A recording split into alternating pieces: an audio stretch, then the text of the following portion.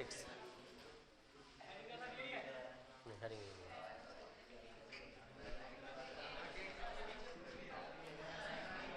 Heading है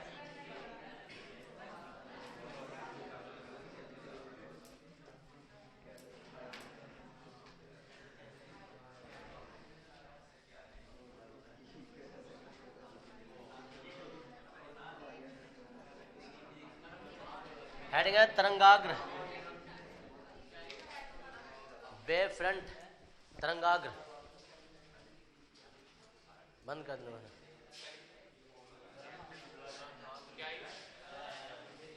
तरंगाग्र, यहाँ जाना, आगे आगे, अरे यहाँ जाना, इसके पास।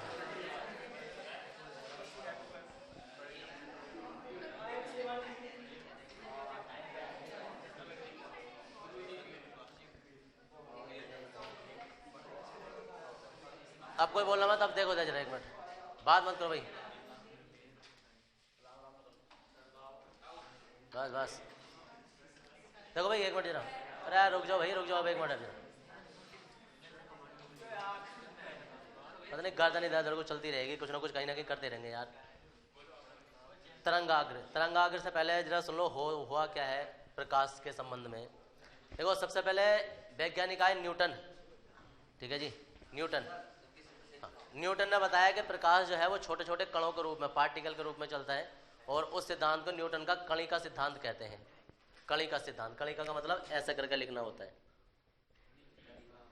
कणिका सिद्धांत। ये सिलेबस से तुम्हारे निकाल दिया गया है, ये 2008 में निकाल दिया था, कभी तुम सोचो अभी निकाला है, ये पहले निकाल दिया गया था। न्यूटन के कणिका सिद्धांत के बाद में जो सिद्धांत आया वो आए वैज्ञानिक हाइगेंस। हाइगेंस ने बताया कि प्रकाश जो होता है वो कणों के रूप में नहीं चलता है, प्रकाश जो है वो तरंगों के रूप में चलता है, ठीक है जी। और वो तरंगें जो होती है ना वो नए प्रकाश स्रोत की भांति कार्य करती हैं, और उन प्रकाश स्रोतों को हम तरंगाग्र कहते हैं।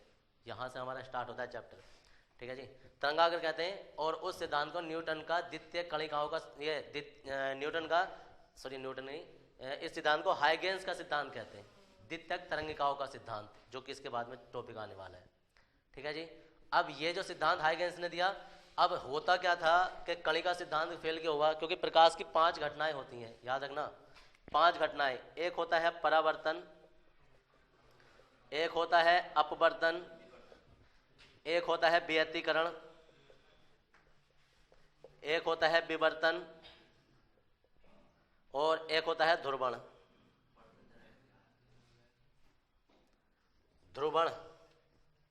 ये 5 घटनाएं होती हैं।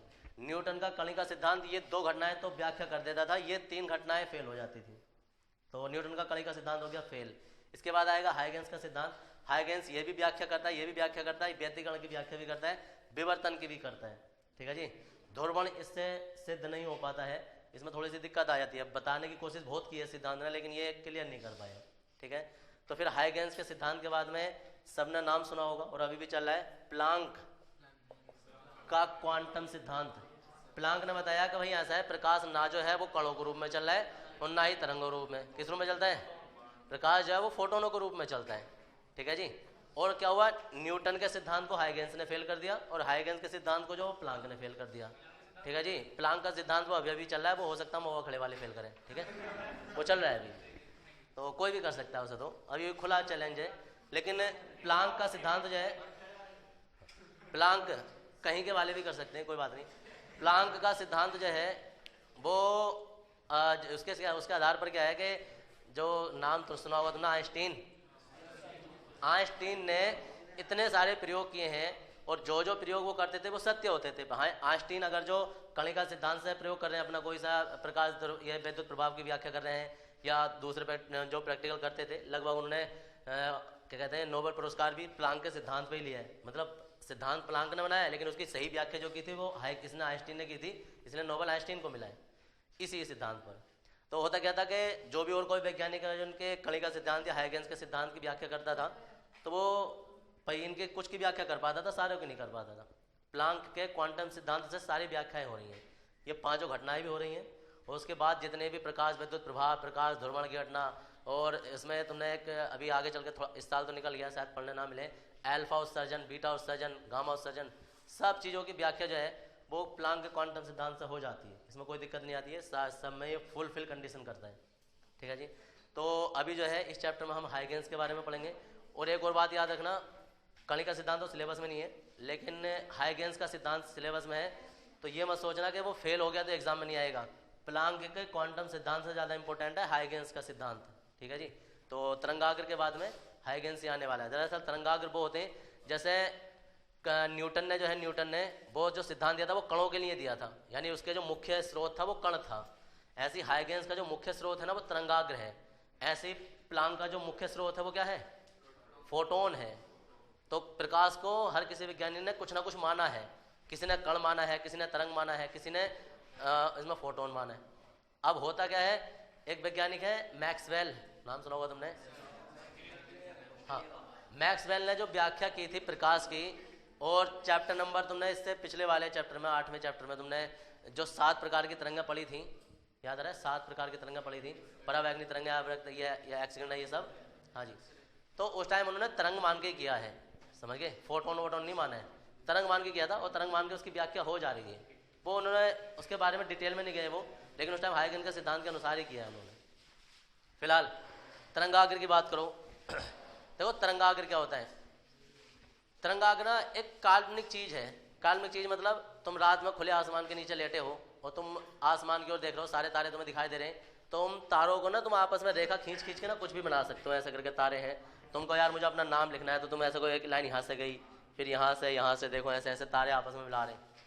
तो ऐसे ही वातावरण बहुत सारे कण हैं, बहुत सारे कणों को मिलाकर एक ऐसा करके हमने एक पृष्ठ खींच दिया।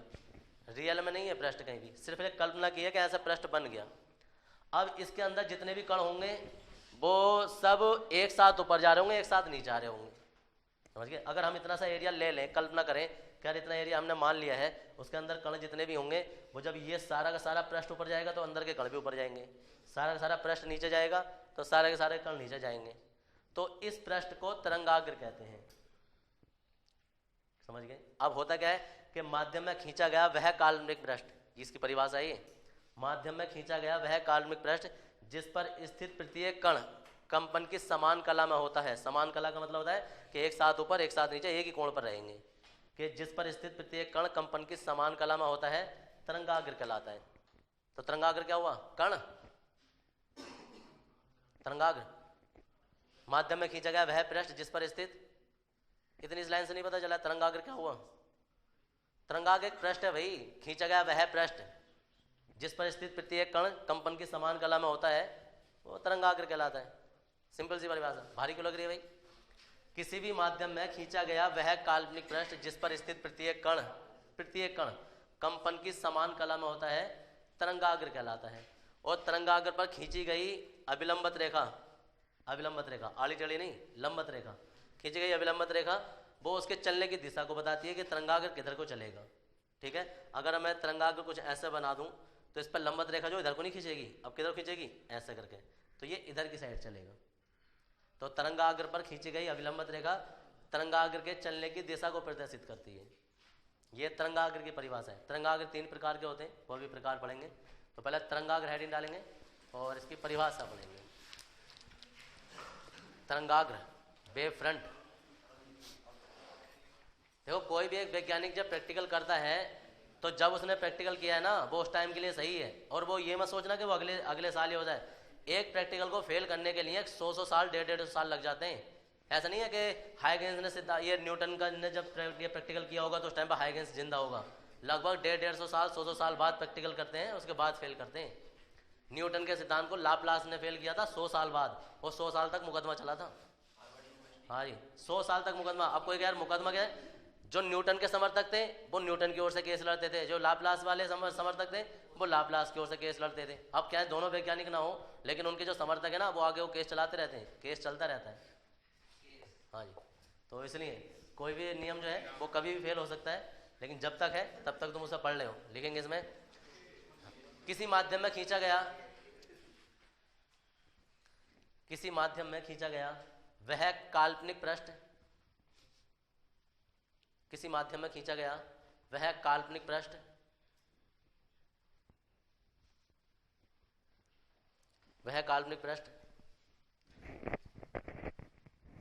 जिस पर स्थित वह काल्पनिक पृष्ठ जिस पर स्थित प्रत्येक कण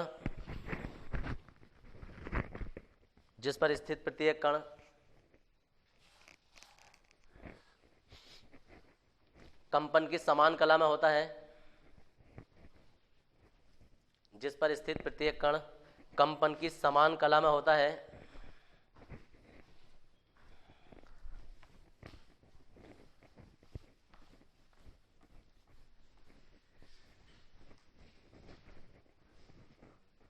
समान कला में होता है, तरंगाग्र कहलाता है।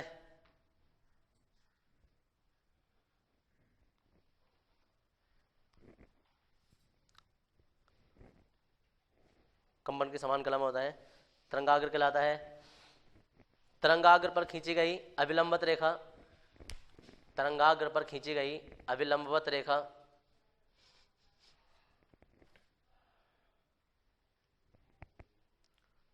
अभिलंबवत रेखा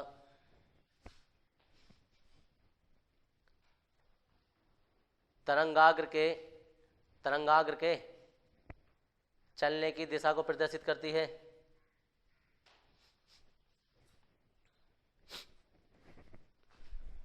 तरंगाग्र के चलने की दिशा को प्रदर्शित करती है।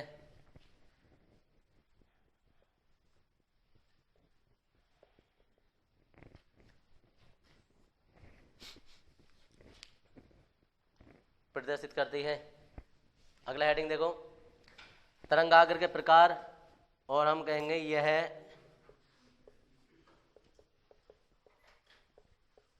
निम्नलिखित 3 प्रकार का होता है। नंबर 1 देखो, गोलीय तरंगाग्र,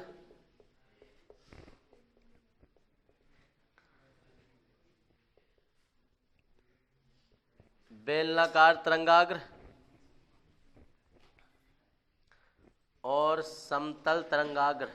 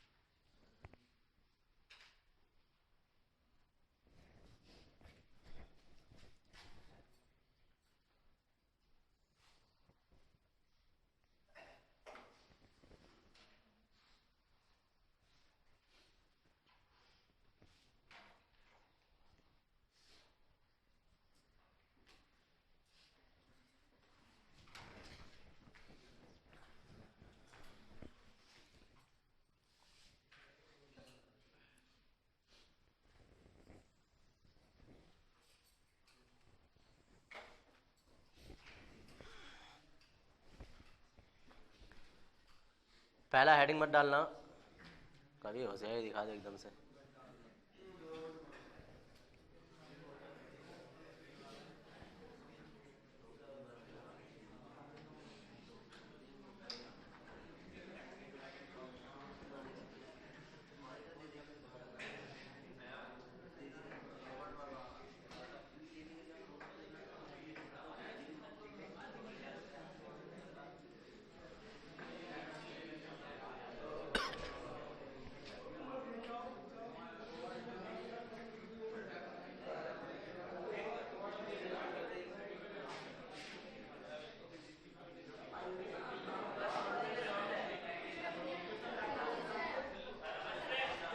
नमस्ते।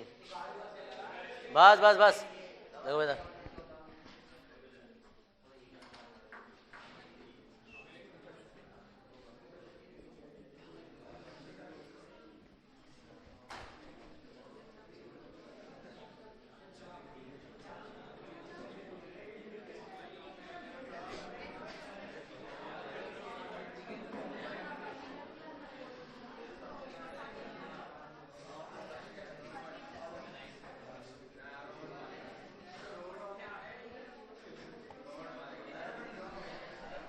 देखो इधर, ये साइज ना समान रखना है, थोड़ा सा नीचे हो गया है, बराबर रखना है।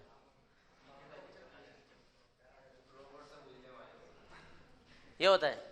अब इन्होंने क्या बताया था हाइगेंस ने, कि जब किसी प्रकाश स्रोत से तरंगें निकलती हैं तो दरअसल तरंगें नहीं होती हैं, वो पृष्ठों के रूप में चलती हैं, ऐसे करके धीरे धीरे पृष्ठ बन जाते हैं। तो स्टार्टिंग में जो पृष्ठ बनते हैं वो गोलीय बनते हैं। क्यों? क्योंकि उनका केंद्र ये होता है, और केंद्र मान के जगह जो हम उसका पूरा वृत्त खींचे ना, उसका तो एक पूरा गोलीय पृष्ठ बन जाता है। तो ऐसे ऐसे पृष्ठ बनेंगे। तो शुरू में जो तरंगाग्र बनते हैं उन्हें गोलीय तरंगाग्र कहते हैं। अब अगर जो कोई गोलीय चीज़ है धीरे धीरे जब आगे को बढ़ेगी तो ये सिरा भी आगे को बढ़ेगा, ये भी आगे को बढ़ेगा। यानी कोई इस तरीके से गोल चीज़ है, तो जब ये सीधा होगा ये सीधा होगा तो ये एक बेलन टाइप से बन जाएगा। ठीक है जी। बीच वाला तो ऐसे कैसे रहेगा? देखो जरा, किसी रबड़ बैंड को तुम बीच पीछे को फैलाते हुए जाओ तो बीच वाला पीछे को थोड़ा ना जाएगा, सिरे जाते हैं, क्योंकि सिरे फैल रहे हैं, बीच वाला तो बीच में चल ही रहा है। ये होता है। तो ये देखो ऐसे बेलन की तरह नजर आएगा जैसे मार्कर है। अब पता चला जितनी ज़्यादा और दूर तक चलेगा ना ये, तो ये वाले सिरे भी इसके ऐसे दबते रहेंगे अंदर को, ऐसा करके जैसे पेन को छेद दो बिल्कुल। तो कैसा नजर आएगा? एक समतल टाइप समझ जाएगा, जैसा कोई प्लेट होती है। तो आयताकार जैसी कोई चीज़ बन जाएगी अगर हम इसे पूरी तरीके से छेद दें तो, कोई सी भी चीज़ को तो पूरा दबा दिया तो ऐसा बन जाता है। तो जब बेलनाकार तरंगाग्र बहुत अधिक दूरी पर स्थित होता है ना, तो वो समतल तरंगाग्र कहलाता है। ठीक है। तो ये गोलीय तरंगाग्र है, ये बेलनाकार तरंगाग्र है, और ये समतल तरंगाग्र है। 3 प्रकार के होते हैं। तीनों प्रकार के हेडिंग डालने के बाद में चित्र बनाना है, उसके बाद में पहले हेडिंग डालना है गोलीय तरंगाग्र। हाँ जी।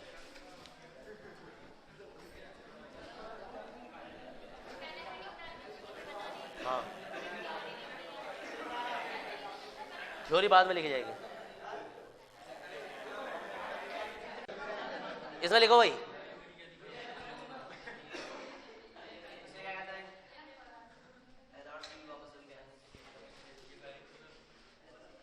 किसी माध्यम में प्रकाश स्रोत को केंद्र मानकर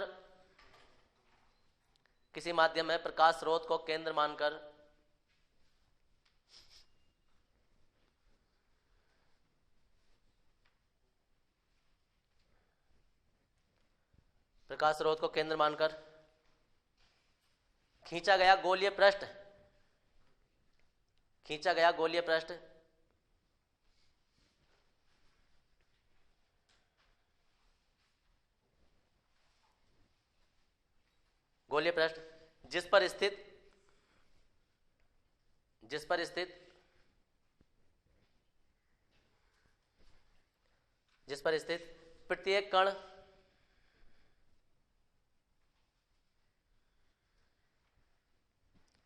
जिस पर स्थित प्रत्येक कण कंपन की समान कला में होते हैं।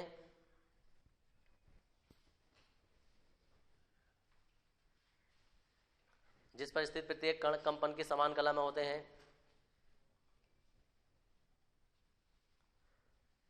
गोलीय तरंगाग्र कहलाता है।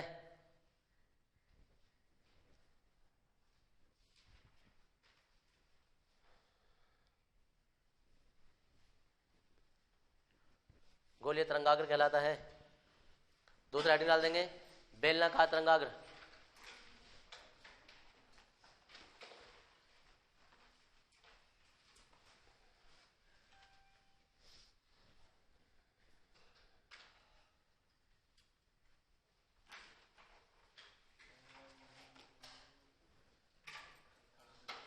बेलनाकार तरंगाग्र इसमें लिखेंगे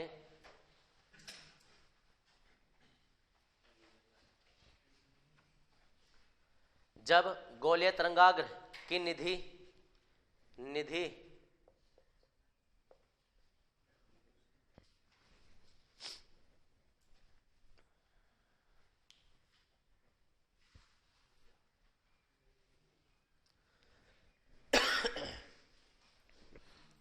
बेलनाकार होती है,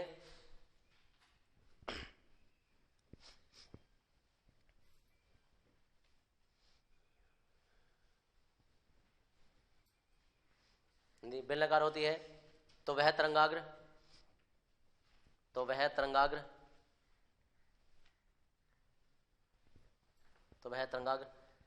बेलनाकार तरंगाग्र कहलाता है।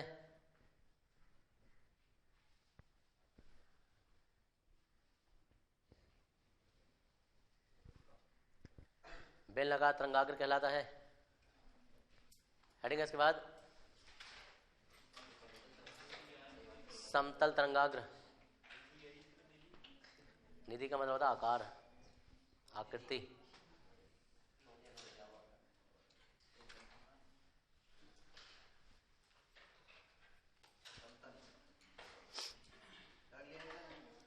समतल तरंगाग्र, इसमें लिखेंगे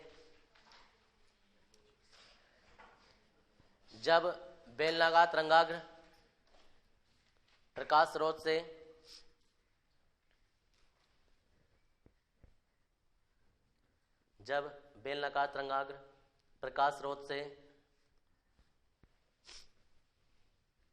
प्रकाश स्रोत से अत्यधिक दूर होता है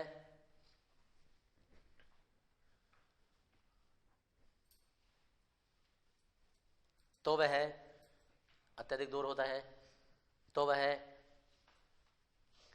समतल तरंगाग्र कहलाता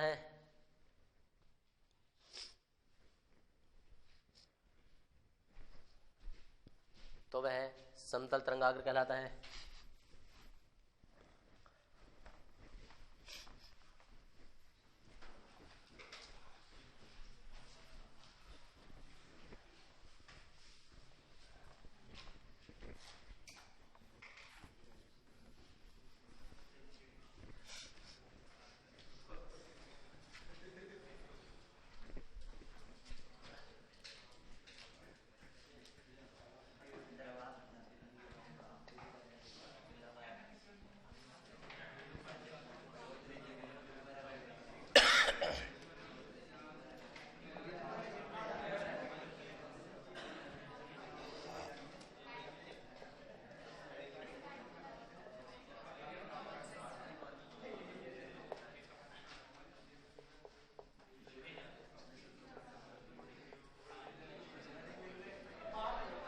हाइगेंस का द्वितीयक तरंगिकाओं का सिद्धांत।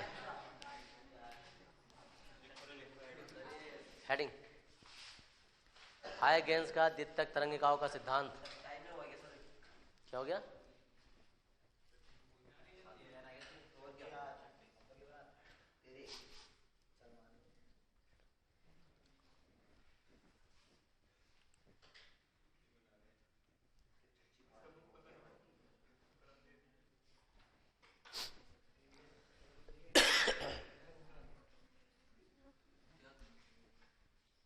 हाइगेंस का द्वितीयक तरंगिकाओं का सिद्धांत, इसमें लिखेंगे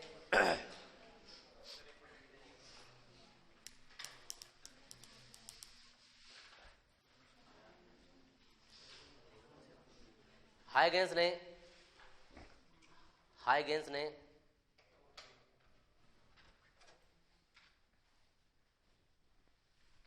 प्रकाश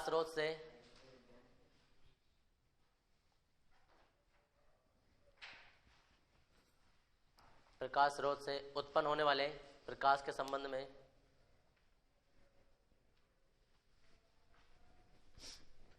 एक सिद्धांत प्रस्तुत किया। प्रकाश के संबंध में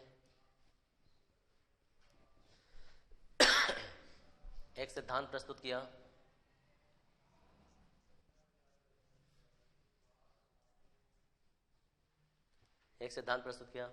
जो निम्नलिखित है।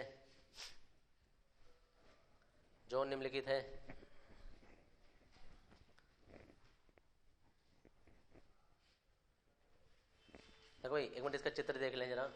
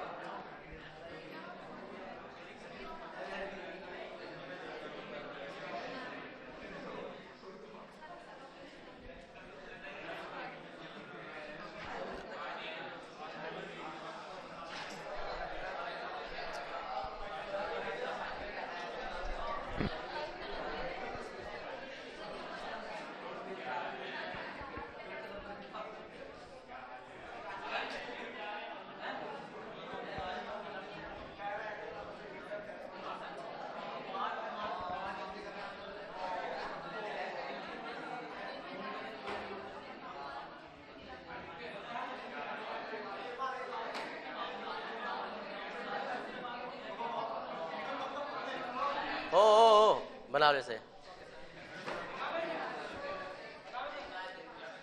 हाँ,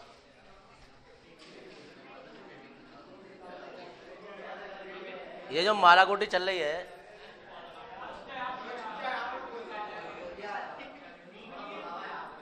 भाई जो माराकोटी चल रही है, मेरी मदद की जरूरत है तो बताओ, मैं बताऊं कैसे मारे हैं, देखो।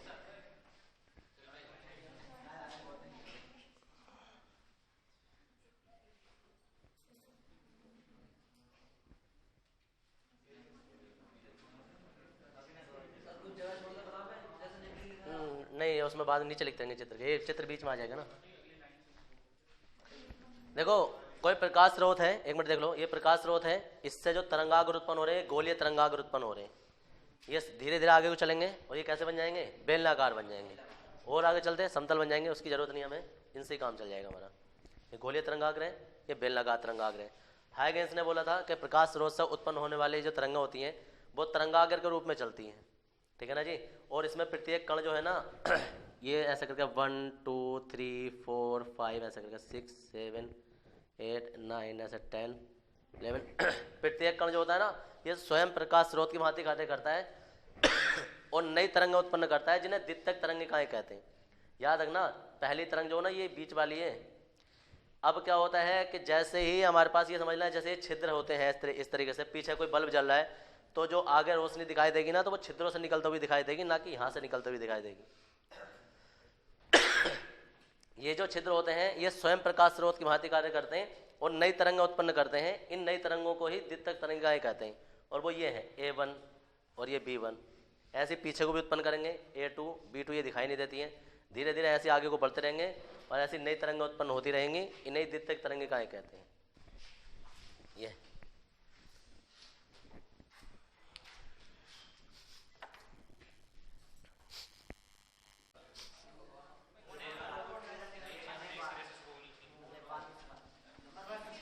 जब किसी माध्यम में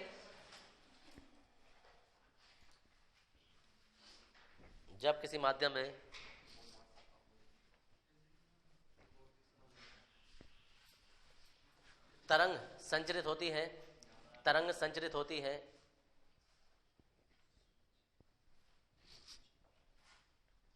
तो माध्यम के कण तरंग संचरित होती है तो माध्यम के कण कंपन करने लगते हैं।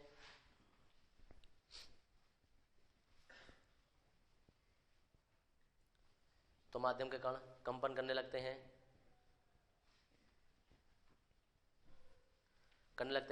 माध्यम में खींचा गया वह पृष्ठ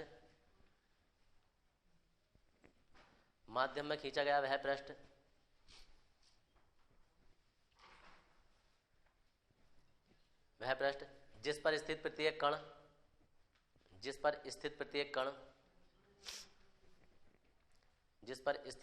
कण कंपन की समान कला में होता है। जिस पर स्थित प्रत्येक कण कंपन की समान कला में होता है।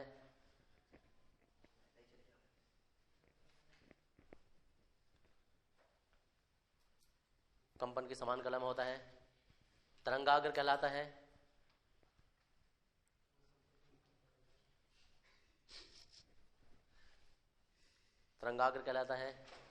तरंगाग्र के पृष्ठ पर खींची गई, उसी में लिखता हूँ तरंगाग्र, हाँ उसी में, तरंगाग्र के पृष्ठ पर खींची गई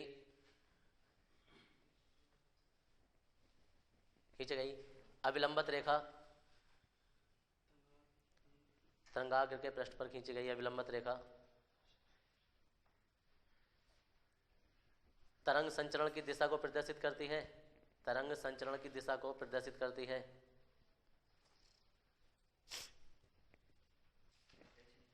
तरंग संचरण की दिशा को प्रदर्शित करती है।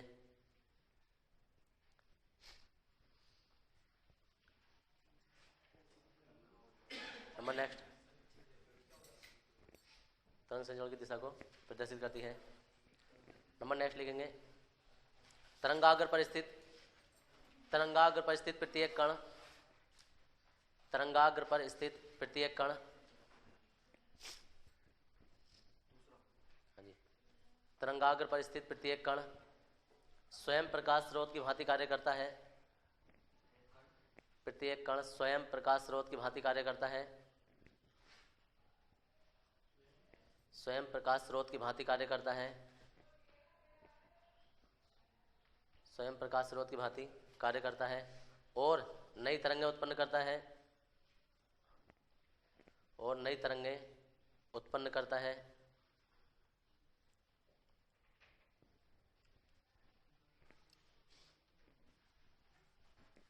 नई तरंगें उत्पन्न करता है जिन्हें द्वितीयक तरंगिकाएं कहते हैं।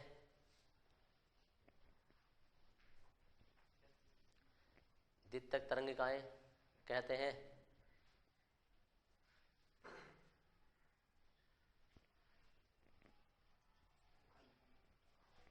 नंबर नेक्स्ट,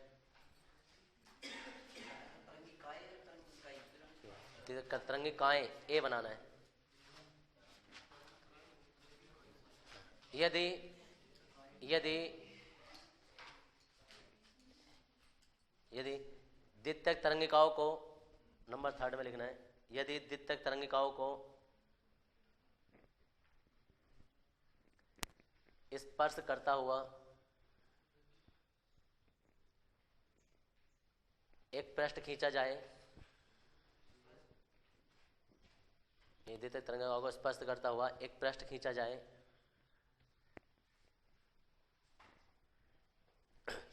तो वह पृष्ठ तरंगाग्र की नई स्थिति को प्रदर्शित करता है। वह पृष्ठ तरंगाग्र की नई स्थिति को प्रदर्शित करता है।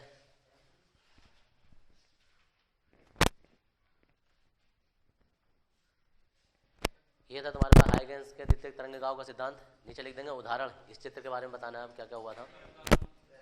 चलो कल ही करेंगे।